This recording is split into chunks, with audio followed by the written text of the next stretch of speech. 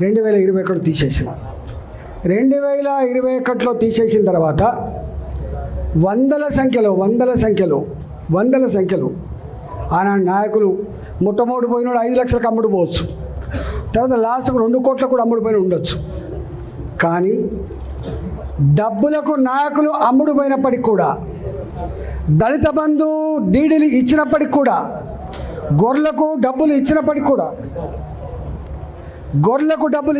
కూడా దాదాపుగా ఆనాడు 6 నెలల కాలం పాటు దేశ చరిత్రలో ఎక్కడ కూడా గన్ని రోజుల పాటు ఎన్నికల ప్రచారం చేయడం సాధ్యం కాదు దేశ చరిత్రలో.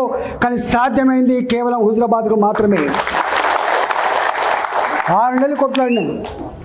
ఏప్రిల్ మాసంలో మనం రాజీనామా చేస్తే, ఏప్రిల్ మాసంలో మనం బయటకు వస్తే, అక్టోబర్ మాసం వరకు కూడా ఎన్నికల వాతావరణం, కొనుగోళ్ళు, ప్రలోభాలు, భయపెట్టించుడు, కేసులు పెట్టుడు, ఎన్ని చేసినా మీరు చూసారు. చివరికి తెలంగాణ ఆత్మగౌరవం గెలిచింది. కేసీఆర్ చెంప చెల్లు మనిపించింది. ఆనాడు యావత్ తెలంగాణ జాతిలో ఒక ఆలోచన వచ్చింది.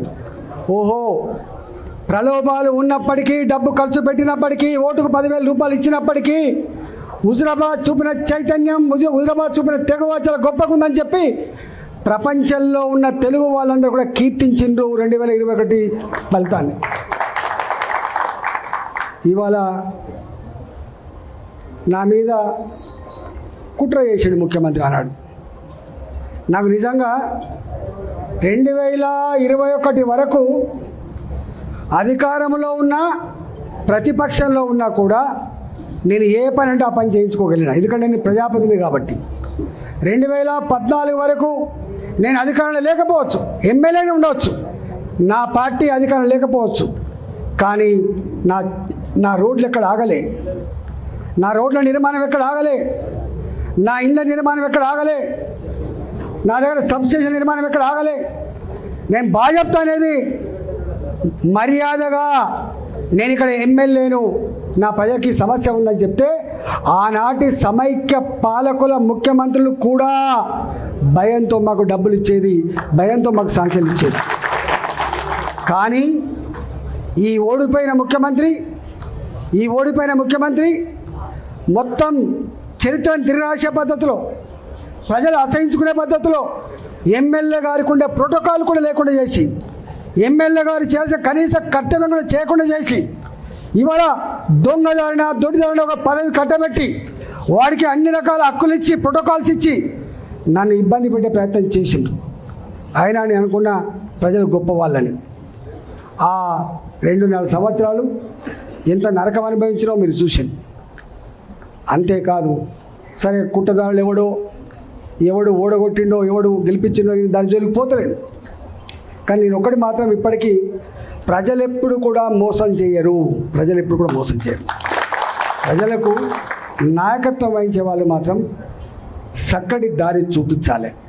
ఇక్కడో అక్కడక్కడ నెగ్లిజెన్సీ ఉందా, ఇంకేముందో తెలియదు, కానీ మొత్తం మీద ఓడిపోయినాం.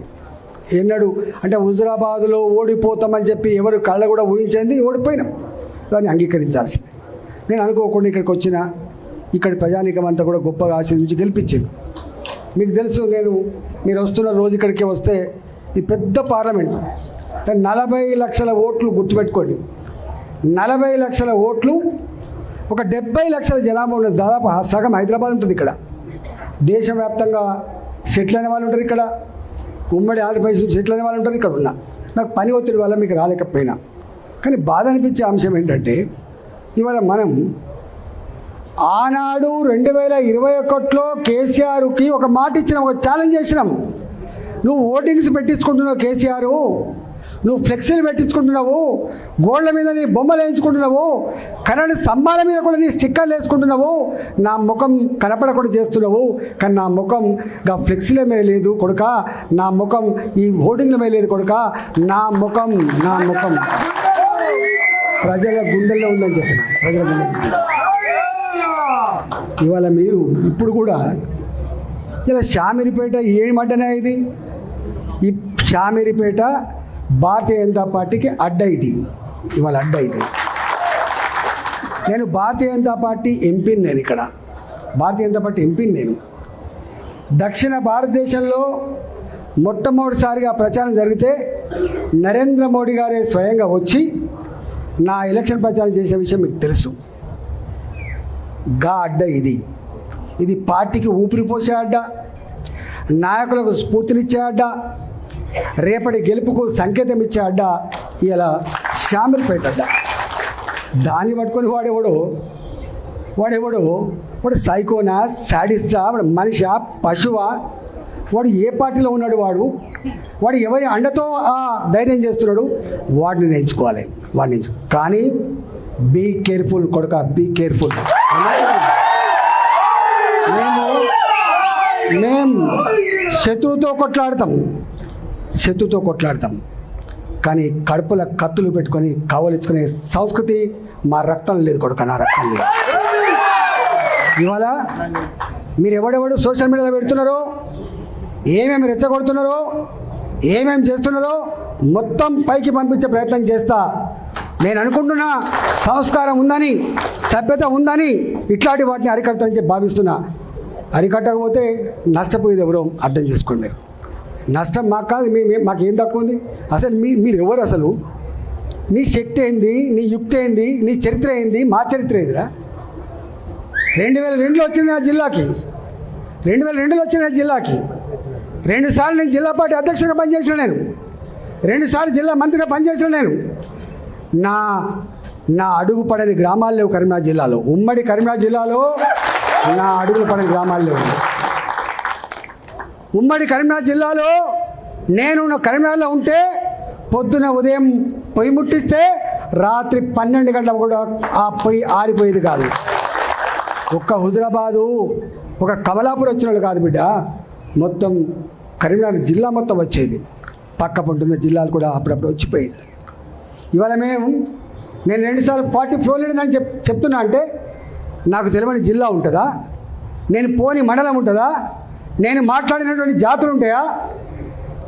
మీకు మా చరిత్ర తక్కువ తెలుసుకోడు కా, మీ చరిత్ర మీకు తక్కువ తెలుసు. నేను ఆర్థిక మంత్రిగా ఉన్నాడు 110 కులాలు 120 కులాలు ఉంటే అనేక కులాలకి పాపం ఇప్పటిదాకా వాళ్ళకు ఎమ్మెల్యేలు కాలేదు, ఎంపీలు కాలేదు, వాళ్ళు గుర్తించిన పాపన పోతలేరు, వాళ్ళకు కుల సర్టిఫికేట్ లేవని చెప్పి నన్ను ఎవరు కోరలే. నేనే ఒక 40 రోజుల పాటు 40 డేస్ యావత్ తెలంగాణ అన్ని కుల సంఘాల నాయకులతో బాజాప్తా అసెంబ్లీలో మీటింగ్లు పెట్టి, నేనే వాళ్ళకు భోజనాలు పెట్టి, నేనే మీకు లీడర్ని, మీ సమస్యల పరిష్కారం కోసం ఉన్నాను బిడ్డనని చెప్పిన నేను 40 రోజుల పాటు ఆ పని చేసిన. 40 రోజుల పాటు అన్ని సమస్యలు తెలుసుకున్న తర్వాత నేను ఒక బీసీ కాన్క్లేవ్ అని చెప్పి బీసీ పార్లమెంట్ సభ్యులను, బీసీ శాసనసభ్యులను, బీసీ శాసన మండలి సభ్యులను, ఆనాడు మా స్పీకర్గా ఉన్న మత్స్వనాచారి గారిని, ఆనాడు కౌన్సిల్ చైర్మన్ ఉన్నటువంటి స్వామి గౌడ్ గారిని, మంత్రులందరితో ఒక మీటింగ్ పెట్టినా. 3 రోజుల పాటు పెట్టాను నేను. ఈ నోరు లేని వాళ్ళకు మనం దిక్కు కావాలి. తెలంగాణ రాష్ట్ర ఏర్పాటు కేవలం భౌగోళికమైంది కాదు. తెలంగాణ రాష్ట్ర ఏర్పాటు ఈ జాతులకు స్వేచ్ఛ కావాలి, ఈ జాతులకి ఫలితం అందాలనేటువంటి సంకల్పంతో ఉన్నది. కాబట్టి మనం వీళ్ళ కోసమే చేయాలని చెప్పి 3 రోజుల పాటు చర్చించాం మేము. దాని ఫలితమే 250 రెసిడెన్షియల్ స్కూళ్ళు ఇవాళ బీసీ రెసిడెన్షియల్ స్కూల్ వచ్చినాయి. దాని ఫలితమే ఇవాళ ఎస్సీ రెసిడెన్షియల్ స్కూల్ కూడా ఎక్కువ వచ్చినాయి. దానికి ఫలితమే ఎస్టీ రెసిడెన్షియల్ స్కూల్ వచ్చినాయి. దాని ఫలితమే 78 కులాలకు ఆత్మగౌరవ భవనాలు వచ్చినాయి. ఇక్కడ వెలమ హాస్టల్ అంటూ ఉండే, గౌడ హాస్టల్ ఉండే, పద్మశాలి హాస్టల్ ఉండే, కొన్ని పెద్ద కులాలకు మాత్రమే ఉండే. అలాంటి వాళ్ళకు కూడా ఇక్కడ ఉండాలని చెప్పి, పేదవాళ్ళకు కూడా అని చెప్పి 78 కులాలకు ఆత్మగౌరవ భవనాలకి జాగలు ఇచ్చి ఇలా జీవోలు ఇచ్చినటువంటి దాంట్లో ఈటల రాజేంద్ర అంటుంటారు, గుర్తుపెట్టుకోండి. ఈటల రాజేంద్ర చరిత్ర గది. ఈటల రాజేంద్ర గారు ఎన్నడూ నా వార్త పేపర్లో వస్తుందా రాదా, నా వార్త టీవీలో వస్తుందా రాదా, నాకు ఈ సోషల్ మీడియా అంటే ఎందుకు తెలియదు. నేను ఇప్పుడు చూడండి, నేను దానికి అడిక్ట్ అయినోడు ఏమైపోతున్నాడు కదా, కానీ వాటిని చూసుకోవడం కాదు. ఈ సోషల్ మీడియా గివిటి చూసి మురిస్తోని అంతకంటే కూడా కాదు. ఇవాళ మళ్ళీ చెప్తున్నా, ఎప్పుడు కూడా ధీరుడు వెనుదిరిగాడు, గుర్తుపెట్టుకో. అది సందర్భం అయితే రియాక్ట్ అవుతాడు, సందర్భం అయితే బయటికి వస్తాడు, సందర్భం అయితే మాత్రమే మాట్లాడతాడు. భరిస్తాం. ఎక్కడ భరిస్తాం? మీరెట్లయితే భరించలేక ఇక్కడికి వచ్చిండ్రో మీ అంతరాత్మని నేను అర్థం చేసుకున్నా. నేను మళ్ళీ చెప్తున్నా మీకు, హుజురాబాద్ గడ్డ మీద రేపు ప్రతి ఊళ్ళో మన వార్డు మెంబర్ ఉంటాడు. హుజురాబాద్ గడ్డ మీద నా సర్పంచ్ ఉంటాడు హుజురాబాద్లో. ఎందుకంటే ఒక్కరోజుతో బంధం కాదు, అది 25 ఏళ్ళ బంధం. అది నన్ను నమ్ముకొని ఉన్నారు మీరు. 2021లో గన్ని వందల కోట్ల రూపాయల ప్రలోభాన్ని అడ్డుకొని అన్న కోసం నిలబడ్డోళ్ళు మీరు, అన్న కోసం నిలబడ్డోళ్ళు. మిమ్మల్ని నేను చాలాసార్లు చెప్తా, కాళ్ళు కడిగి నెత్తిలో పోసుకున్నా హుజురాబాద్ ప్రజలు రుణం తీసుకోవాలని చెప్పి స్టేట్మెంట్ ఇచ్చాను నేను.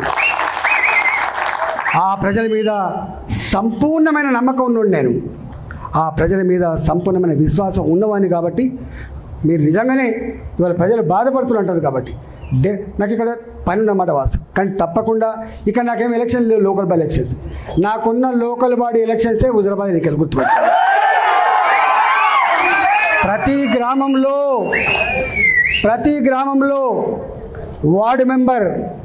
ఒకప్పుడు తెలియదు వీళ్ళకి చరిత్ర తెలియదు కూడా కాదు మీకు.